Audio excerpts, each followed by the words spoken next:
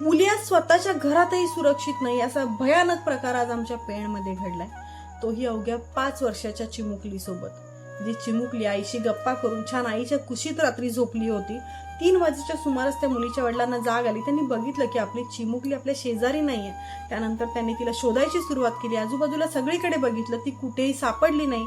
अखेर सकाळी 8 वाजता त्यांनी पोलीस स्टेशन गाठलं आणि पेण पोलीस स्टेशनमध्ये तक्रार केली की आमची चिमुकली बेपत्ता झाली आहे। त्यानंतर पोलिसांनी श्वान पथक घेऊन शोधकार्य सुरू केलं असता तिच्या घरापासून अवघ्या 100 मीटर अंतरावर ही मुलगी नग्न आणि मृत अवस्थेत सापडली। अतिशय भयानक प्रकार आहे हा।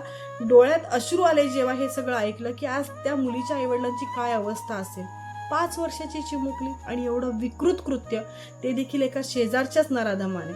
शेजारची 24 वर्षाची व्यक्ती पोलिसांनी अटक केली आहे संशयित म्हणून। पोलीस पुढचा तपास करत आहेत, पण सरकारला एवढीच विनंती आहे की हे नराधम आपण जेलमध्ये पाठवतो, पोचतो, काही वर्षांनी बाहेर येतात आणि पुन्हा तेच कृत्य करतात आणि ह्या सगळ्यामुळे समाजामध्ये कुठलीही भीती राहिली नाहीये।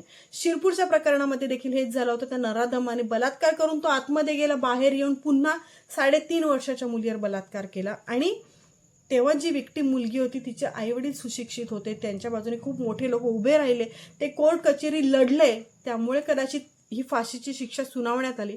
पण इथे तसं नाहीये। ही मुलगी गरीब आहे, हिचे आई वडील अगदी अशिक्षित आहेत, आदिवासी आहेत, त्यामुळे ह्यांना देखील लवकरात लवकर न्याय मिळावा आणि ह्या नराधमाला फाशीची शिक्षा झालीच पाहिजे। हा व्हिडिओ कुठलाही लाईक, व्ह्यूज, शेअर यासाठी अजिबात नाहीये। हा व्हिडिओ आहे समाजाला आणि न्याय व्यवस्थेला जागं करण्यासाठी की लवकरात लवकर कुठला तरी ठोस कायदा आणा, जेणेकरून या सगळ्या घटना कुठेतरी थांबतील। नाहीतर ह्याच जागी उद्या तुमची किंवा माझी कोणाची तरी मुलगी असेल।